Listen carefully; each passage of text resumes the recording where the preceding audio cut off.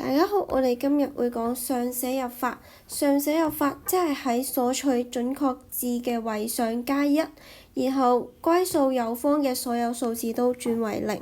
我哋嚟睇幾個例子。第一個例子係3720，我哋準確至10位，我哋可以喺10位上加一，然後右方嘅數字轉為零。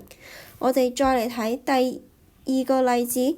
第二個例子係準確至8位，我哋可以喺8位上加一，然後右方嘅所有數字都轉為零。我哋睇第三個例子，第三個例子係準確至1000位，我哋可以喺1000位上加一，然後右方嘅所有數字都轉為零。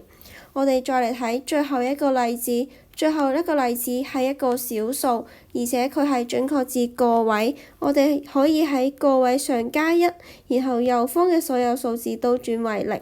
但係38.00即係38，所以我哋直接寫38就可以啦。